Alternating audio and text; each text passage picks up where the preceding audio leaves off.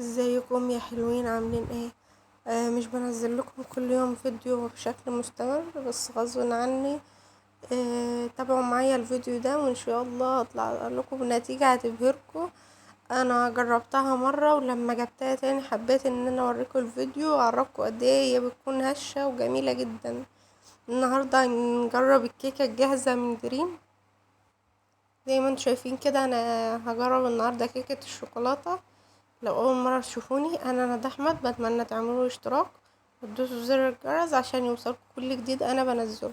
وزي ما انتم شايفين كده اصلا المكونات دي بتكون مكتوبه على ظهر العلبه بتاعتها من ورا، اللي هو المفروض 3 بيضات والفانيليا عشان البيض، نص كوبايه لبن، نص كوبايه زبده او سمنه او زيت على حسب المتوفر، بس هي بيكون مكتوب عليها زبده يعني. وكمان المفروض ان احنا نكون معانا مضرب كهرباء. زي ما انتم شايفين كده انا هنزل بالسمنة بتاعتنا وهنزل بالبيض وكمان هنزل باللبن بكل المكونات. طبعا السمنة اللي انتم شايفينها في الكوباية دي انا هنزلها يعني، بس لان انا ماسكة التليفون بايد وبصور بالايد التانية عشان كده انا مش متمكنة، فانا هفصل الكاميرا ثواني وانزلها وبعدين ارجع لكم. وزي ما انتم شايفين ده المضرب الكهربائي، المفروض اول دقيقة او دقيقتين كده بنخفق على السرعة العالية، وبعد كده بنهدي السرعة 3 4 دقايق لحد ما يبقى قوام الكيك مظبوط معانا. لو حسناه تقيل اللي هو مش المظبوط بنزوده معلقتين كبار لبن، هو كده مظبوط يعني. كده انا لما بمسكه بالمضرب كده حاساه مظبوط. طبعا بتدهني الصينية حوافيها وكلها بالسمنة. طبعا دي سمنة بس لان انا سخنتها سنة صغيرة كده، فهو عشان كده هي عملت الشكل اللي انتوا شايفينه ده.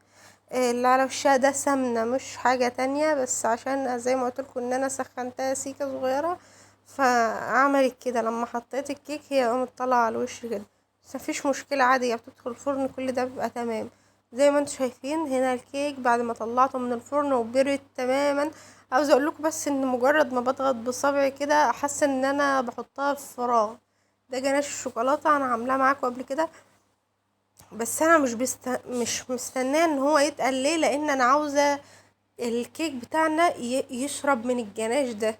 حتى لو هتلاحظوا دلوقتي ان حوالين الكيك كله جناش، فهو اصلا هنسيبه ربع ساعة او تلت ساعة كده في التلاجة، هنيجي نطلعه مش هنلاقي اي جناش حواليه خالص.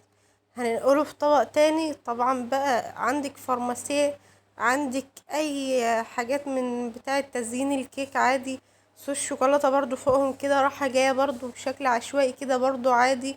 عاوزة اقول لكم ان يعني مثلا خلينا نقول في الايام الغالية دي الحركة دي كلفتني مثلا 50 جنيه، بس طلعت لي 10 قطع جاتو. القطعة مش هقول ب10، اصلا مفيش اقل حاجة 15 جنيه وطلوع.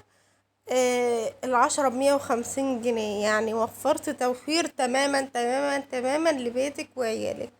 لو وصلتوا لحد هنا ما تنسونيش في اللايك والشير الجميل. حبيت اشارككم المعلومة. حبيت كمان اعرفكم ان هي حاجة موفرة جدا، مش هتفرقيها عن الجاتو اللي انت بتشتريه من بره تماما اطلاقا. لو وصلتوا لحد هنا ما تنسونيش في لايك وشير وشكرا.